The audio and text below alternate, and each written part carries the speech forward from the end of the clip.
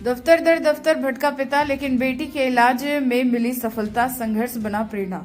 कोडरमा में एक गरीब पिता ने अपनी बीमार बेटी के इलाज के लिए न सिर्फ हालात से संघर्ष किया, बल्कि सरकारी सिस्टम की जटिलताओं से भी लड़कर आखिरकार जीत हासिल की।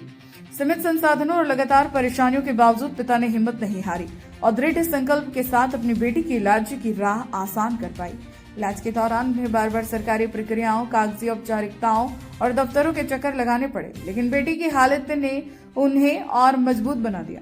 पिता की जिद और संघर्ष का ही नतीजा रहा कि सरकारी सहायता के जरिए बेटी का इलाज संभव हो सका। पिता का कहना है कि हालात कितने भी कठिन क्यों ना हो, अगर इरादा मजबूत हो तो सिस्टम की बाधाओं को भी पार किया जा सकता है। उनकी यह कहानी न सिर्फ भावुक करती है, बल्कि समाज के लिए संघर्ष, धैर्य और उम्मीद की मिसाल भी बनकर सामने आई है। आज हम उस शख्स से मिलाने वाले हैं जिस बीमारी के लिए उन्होंने कई वर्षों से कठिन परिश्रमी और मेहनत की और लड़ाई लड़ी है। आज उस बीमारी की जीत उन्होंने हासिल की है और उस बीमारी का नाम उस सरकार की सूची में ना होने के बाद भी उसको नाम उन्होंने उसमें जुड़वाने का काम किया है, और बल्कि अपने लिए नहीं पूरे समाज के लिए एक वो मिसाल है।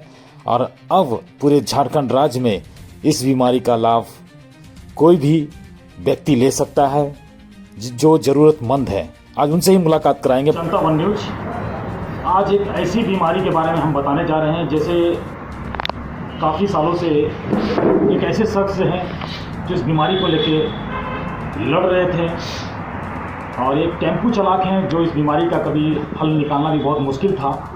बेचारे टेम्पू का माँ, आपको पता ही है कि दिन भर में खाना कभी कमाना बहुत जुल्म हो जाता है। वो इन्होंने इतना मेहनत किया है, इस लड़ाई को लड़ा है, और लड़ते लड़ते हमारे कोडरमा जिला के सिविल सर्जन के द्वारा, जिला उपायुक्त के द्वारा, उनके सहयोग के द्वारा इन्होंने इस लड़ाई को लड़ा है। आज इन्होंने जीत हासिल किया है।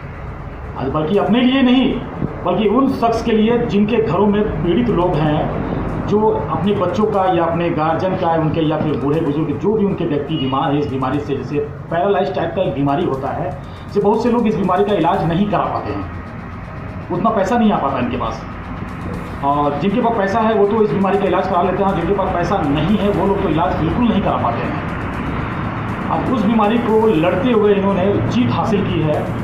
आप झारखंड राज्य से हैं तो इसका लाभ ले सकते हैं।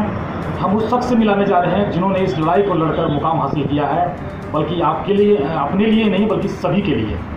कैमरामैन थोड़ा सा उनको दिखाइए। ये वही शख्स हैं, विकास शर्मा।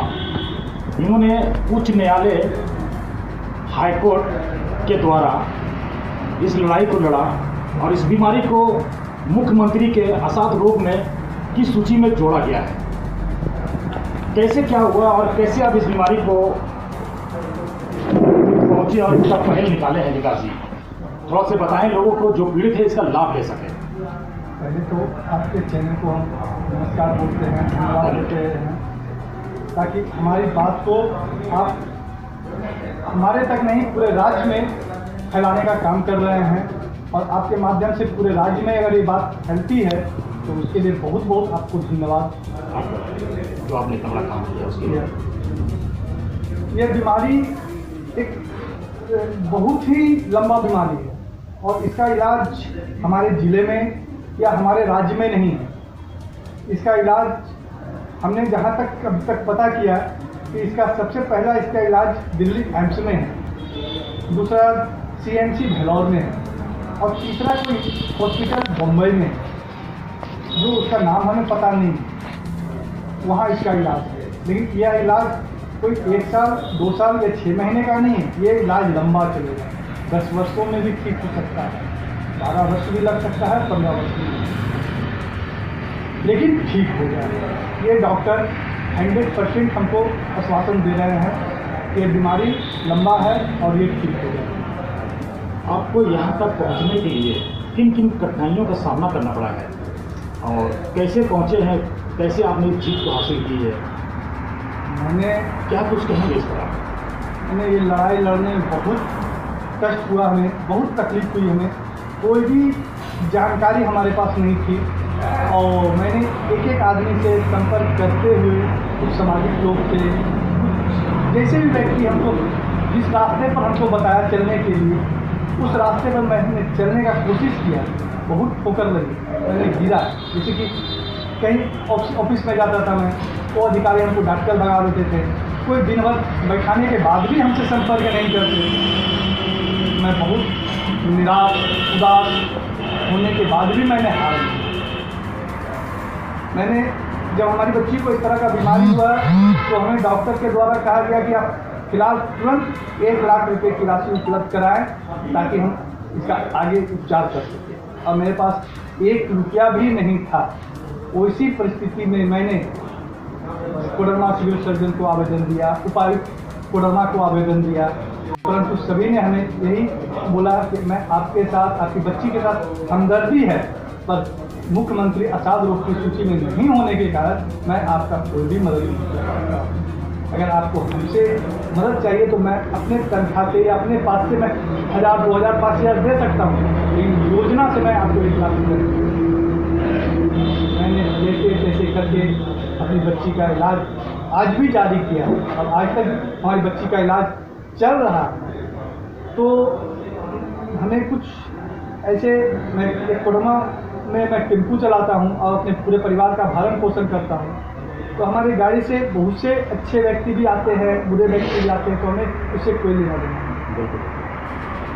लेकिन कुछ अच्छे व्यक्ति ने हमें सलाह दिया, क्योंकि वो हमारे बारे में जाने, हमारे न्यूज़ में बात को रखा गया मीडिया प्रभारी के द्वारा, तो उन्होंने हमें आश्वासन रास्ता बताया कि आप रांची डालता जाइए, वहाँ जाने के बाद आपको कानूनी सलाह दिया।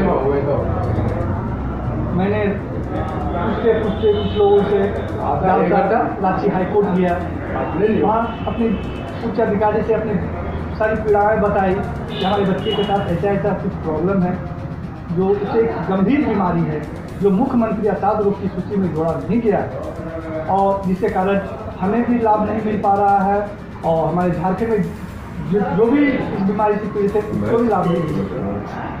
तो उन्होंने हमको बताया कि क्या ये आप ऐसा कैसे हो सकता है कि आपको है और किसी को नहीं है। नहीं सर, मैंने बोला कि नहीं सर, हमारे जिला में लगभग सैकड़ों की संख्या में इस बीमारी से पीड़ित बच्चे हैं, तो राज्य में कितने होंगे इसको हमको पता नहीं। तो बहुत गंभीरतापूर्वक संज्ञान लिए और उन्होंने कहा कि ठीक है, हम इस पर विचार करते हैं। तो हमने बोला कि सर, अगर आपके द्वारा अधिवक्ता हमें उपलब्ध करा दिया जाता है तो अच्छी बात है। अगर अधिवक्ता उपलब्ध नहीं कराया जाता है तो संविधान में ऐसा कुछ नियम है कि अपना केस नहीं लड़कर माननीय उच्च न्यायालय में अपनी बात को रख सके।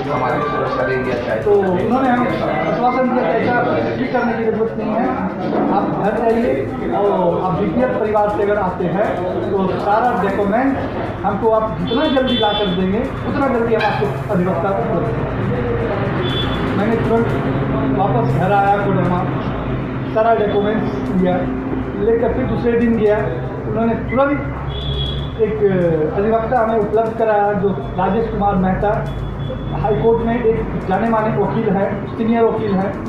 उन्होंने तुरंत हमारे केस को देखा और देखने के बाद वो केस फाइल किए और उन्होंने कहा कि मैं आपके साथ और आपकी बच्ची के साथ भी मैं हमदर्दी है, मैं सारा जी जान लगा कर इस केस को लड़ूंगा कि ताकि इस केस में मैं जीत सकूं और आपकी बच्ची को न्याय भी दिला सकूं और आपकी बच्ची को ही नहीं पूरे राज्य को इसका न्याय दिलाने का काम करेगा। और उन्होंने अपनी बात को रखते हुए केस में फाइल किए और केस लड़े और मुख्यमंत्री असाध रोग की सूची में जोड़ दिए। ये रहे हमारे विकास शर्मा जी, जिन्होंने आज इतना बड़ा काम किया है, बल्कि अपने लिए नहीं सभी के लिए इन्होंने हल निकाला है कि जो पीड़ित हैं और इस बीमारी से ग्रसित हैं, जो लोग इलाज नहीं करा पाते हैं, उन लोगों के लिए ये बहुत अच्छा है। अब ये इस बीमारी का नाम असाध रोग की सूची में जोड़ दिया गया है, जो इस बीमारी का लाभ सबको ले सकते हैं। अब झारखंड सरकार ने इसका नाम अपनी सूची में डाल दिया है। अगर आप झारखंड राज्य से बिलोंग करते हैं, चाहे हजारीबाग से हो, दुमका से हो या फिर सिमडेगा से हो, इस जिला के कहीं से कोने से भी हैं, अगर इस बीमारी से पीड़ित हैं तो इसका लाभ लें, अपने नज़दीकी सदर अस्पताल जाएं, वहाँ से इसका सिविल सर्जन से मिलें, जिला उपायुक्त से मिलें, इसका हल निकल चुका है। और इनका बहुत बहुत धन्यवाद जिन्होंने इस बीमारी का नाम मुख्यमंत्री असाध्य रोग सूची में जुड़वा दिया है। ये उसके लिए धन्यवाद के पात्र, क्या आप जितना भी धन्यवाद कहेंगे तो भी कम है। ये भी वीडियो को आप शेयर करें और उन लोगों तक पहुंचाएं जो बीमारी से ग्रसित हैं, जो इलाज नहीं करा पाते हैं, जो गरीब परिवार से बिलोंग करते हैं, उनके लिए ज़्यादा बेहतर रहेगा। हम विदा लेते हैं। जय हिंद, जोहार।